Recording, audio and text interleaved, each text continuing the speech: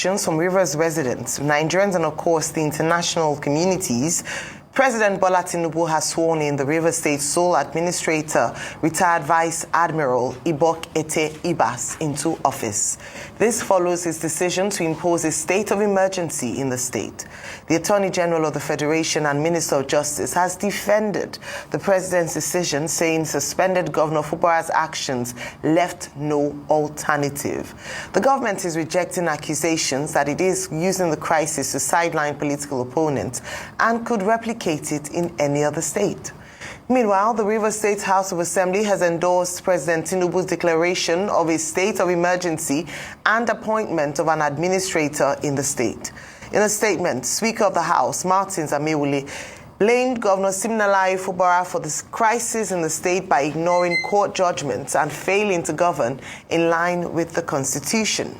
Joining us now on the show as we further review the declaration of state of emergency in Rivers State is Chief Anab Saragbe, an elder statesman, Niger Delta activist, and former publicity secretary of Pan Niger Delta Forum, PANDEF.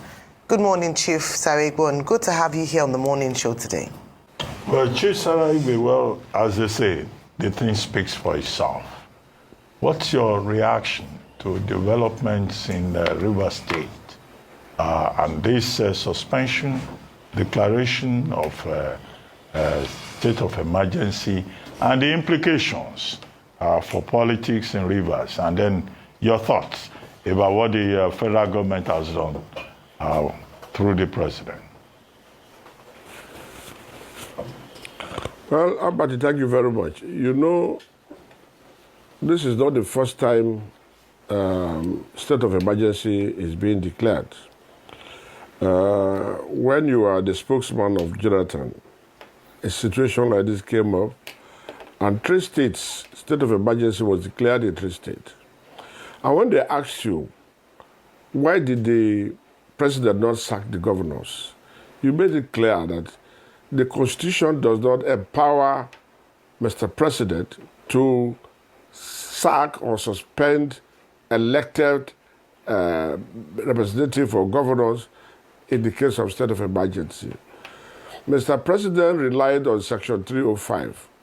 If you look at the Section 305 all through, Section 305 is supposed to apply in the northern part of Nigeria where we had war. In the case of Rivers State, there's no war, no fight, the whole place is quiet, and yet the state of emergency was declared. And not only that, the elected governor was suspended, the House of Assembly was also suspended. This is somehow not proper. It's an illegal action. The Constitution did not empower Mr. President in any way. I have looked at the condition under which a governor can be removed. This was not part of the conditions in the Constitution. But I will give you why these actions. One, Mr. President seems to be very desperate to whip opponents to their knees. Wike is the asset man of Mr. President. Yes, on Wike, even last week came to Rivers State like a president. He came with the military, the army, the police, the Navy, the Air Force, the DSS, gunboats, airplane, tanks, and artillery, all were mobilized for a visit of a minister with the intention of causing crisis so that this state of emergency can be declared. Mr. President met with the 2 of them and set up an agreement.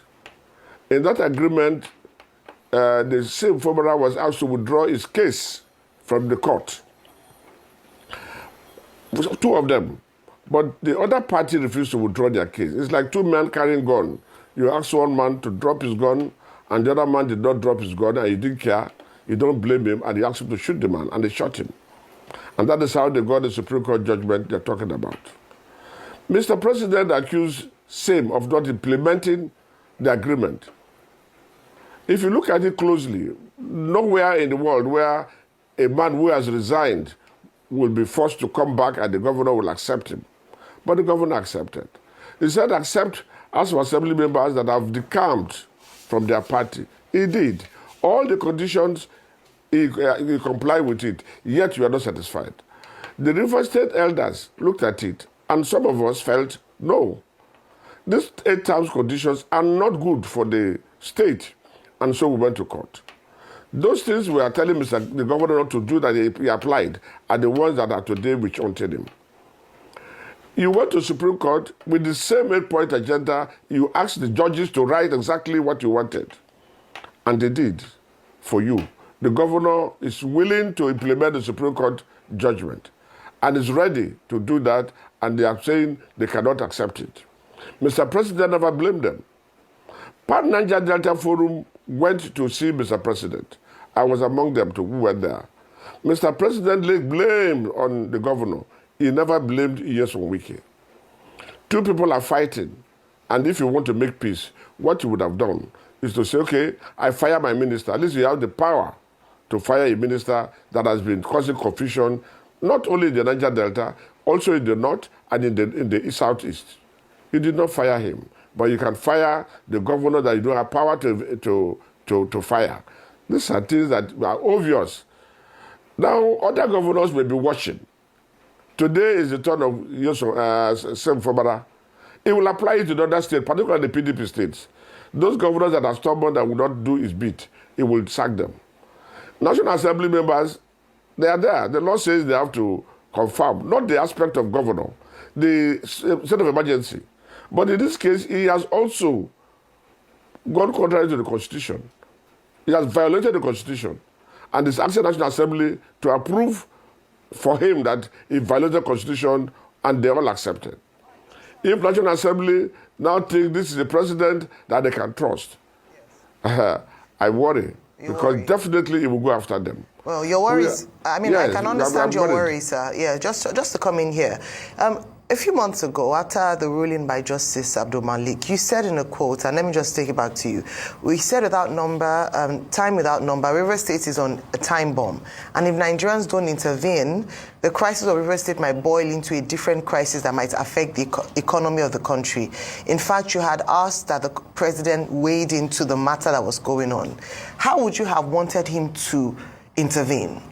If you're saying that this isn't, you're not quite happy with what the decision is taken, what would you have expected him to do when you made calls for him to come in to intervene in the crisis that's happening in River State?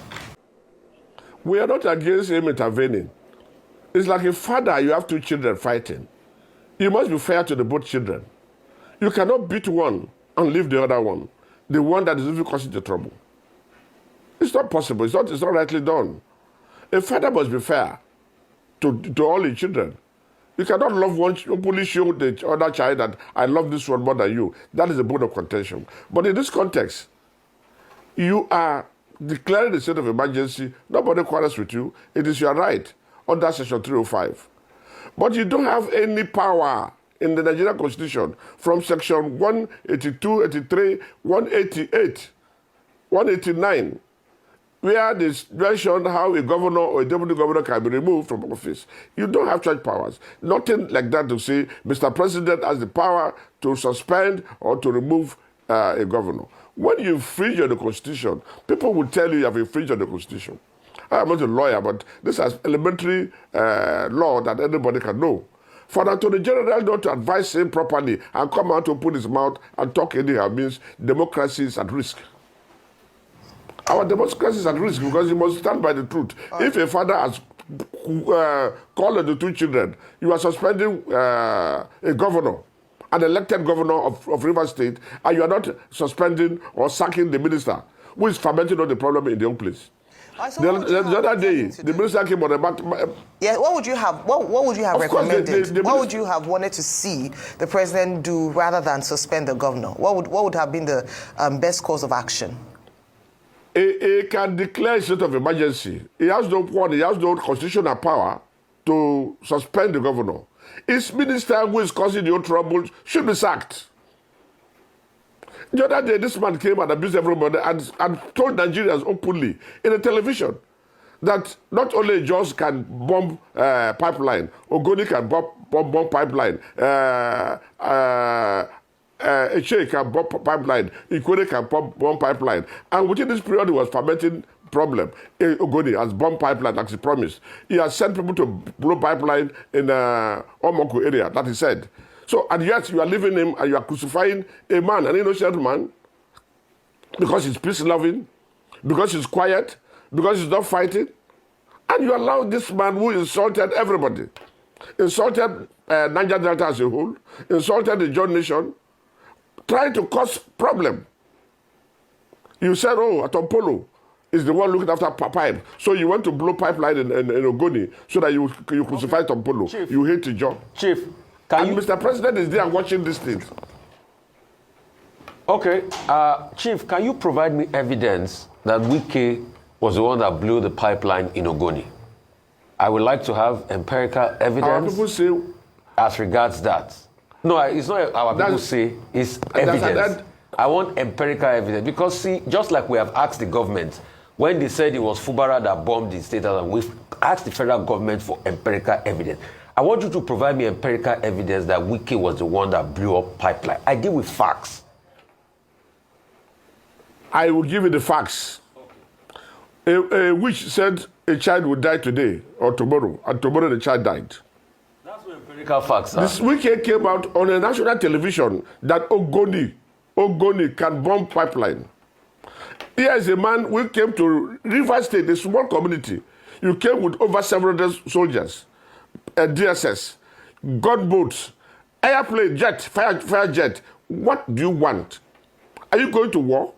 No, but we a want man is not going to war, then using the military. All of this you I am coming. I want to land for you. The man wants to declare state of emergency by all means. The man wanted state of emergency by all means, and that is why he did what he did. We know we came for who he is. Sir, we know him in River State for who he is. Sir, if you hear my interventions, I have never supported Mr. Wike or anything. But I will always deal with the facts. You made an allegation. You said he was the one that bombed pipeline in Ogoni. I want facts. I don't want the fact that somebody cried yesterday, I want facts. If you cannot provide facts, that's okay. Secondly, I want to ask you another question. What are you, the elders, now doing in River State? And secondly, please, have you spoken to Fubara? We heard they've taken him out of government house yesterday. Where is Fubara as we speak? Have you spoken to him? What are you, the elders, now going to do as regards it? Or are you elders now going to go and meet Ibas? Because we hear that he's the one that they will give the money to now to be able to run the state. You know, because the state needs to move on and the interest of Rivers people comes first. My question, sir. Let us come to this issue. First, Supreme Court said don't release money until FOBRA present the budget. FOBRA has been trying to present budget. You prevented him from presenting budget. The Supreme Court has not said anything. Money is released to somebody, a stranger, complete stranger, who came illegally. And their interest is nothing but the money. Otherwise, why not be patient? The state has funds that they can use to run the state. We have a internally generated fund that can run the state. And when you saw that this man was commissioning projects every day, all you need to do is to stall him. And you brought a stranger illegally. You have no legal right to suspend the governor. You have no legal right to spend state funds. You brought somebody and you release money to him. That is that side. The River State elders are going to address press in the next 30 minutes. We are going to tell the world what we are to do. We have not seen FOBRA, and nobody has communicated with FOBRA. We don't know what they have done to FOBRA. We don't know where FOBRA is. So FOBRA life, we have tried to reach him, we cannot reach him. It's in danger. We want Nigerians to know FOBRA life is in danger until we see FOBRA speaks face to face on television. We have not seen him. We have not heard from him. With all sincerity, ask anybody whether they've heard from him. He was locked up in the government house. We only see the social media, he has been released from government house. To where? We don't know. So River people are worried. This is a war against River State, not a war against FOBRA. FOBRA has done so well. River people are happy with him. So what is happening today, if Nigerians keep quiet and allow this thing to happen, it will happen to other places. And what are we inviting? We are talking about democracy. This is not a democratic government. Okay, this is dictatorial government. And if you allow this dictatorship to stand, then the country is finished. Okay, Chief. I think somebody has made. Whether we are going to see the administrator, as regards whether we are going to see the administrator, Rivers elders are not willing. We are saying that is illegality, and we cannot join in with illegality. We cannot dine with illegality. We will continue to protest until the right thing is done in accordance with the law. Okay, Chief. Well, we have agreed. Let's leave witchcraft out of it. But I want to play the devil's advocate.